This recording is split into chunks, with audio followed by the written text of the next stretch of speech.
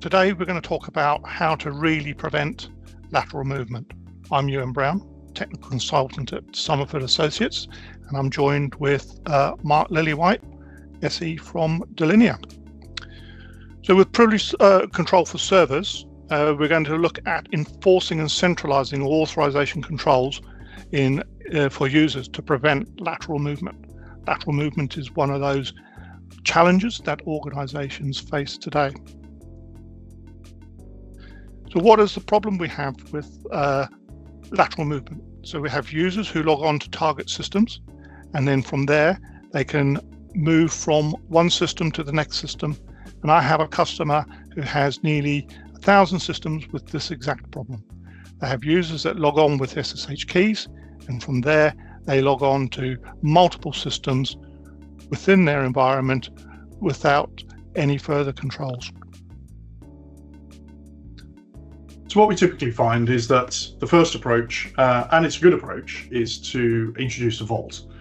So Delinea Vault can obviously monitor and manage SSH keys, it can rotate SSH keys.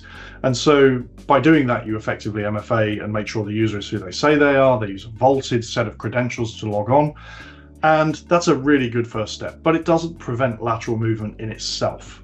You can do it on Windows with local admin accounts where by definition, a local admin account can't move, but that has its own limitations where if you're not using domain creds, for example, you miss a load of permissions and capabilities. And likewise on Linux, again, there's limitations there, but it is a great first step.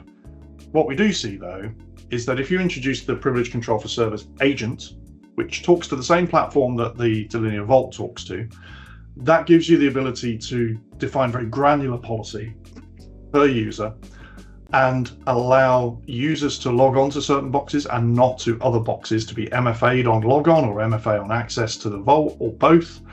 And it prevents lateral movement dead, because if I try and remote execute a script from one system to another, the agent on the other system will know that I'm not allowed to do that. And so it can potentially A, block, and B, alert. And that's where your compliance for things like NIST and DORA come in, is by vaulting accounts and then by preventing lateral movement by using this PCS agent, you can absolutely nail the compliance side of things and prevent the lateral movement. What we can also do is take it a step further. So if you use a vaulted account, it typically has defined privilege.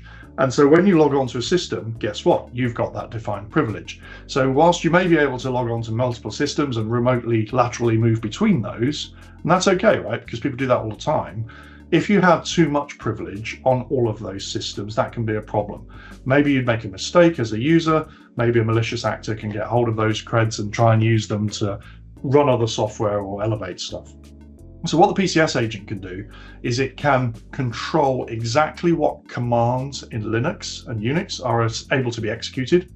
So you can sudo this and you can't sudo that. And it can also control what processes can be elevated in Windows. So for example, you could go and look at network settings, but you can't change firewall settings. And so that means that when you do full elevation control, and again, you can put an MFA on an elevation request, you can put a workflow on an elevation request. You've now got the process, you've got the process to give people what they need when they need it, and also the security of making sure that they're not over-privileged. So you've got just-in-time privilege, you've got just enough privilege, just-in-time access, and so that gives you your zero trust. Finally, once that privilege access is in place and the privilege elevation is in place, you don't have to use the vault. So vaulted accounts are fixed accounts, which obviously can be used in a just-in-time basis. But what we find a lot of customers do with our privilege control for servers is they log on using either their own admin account, which they know the password to, or potentially even the account they log onto their laptop with, because it has zero privilege when it logs onto a system, and you've been MFA'd to do that. So at the moment that you're on a system, you've been MFA'd, but you have zero privilege, you can then elevate that privilege, maybe via a workflow MFA or time of day or change request, and then do your work. And so that means that you can access the system without having to use the vault if you want to do it that way.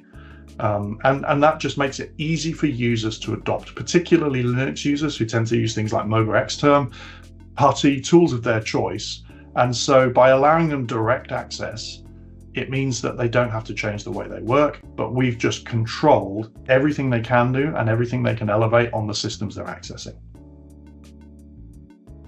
So finally, in summary, we can look at privileged users vaulting their privileged accounts, and we can also give access to users using the PCS agent installed on target systems with their standard account, and give them access to target systems with minimal privileges that they need at the time to complete the task in hand for the issue that they need to resolve.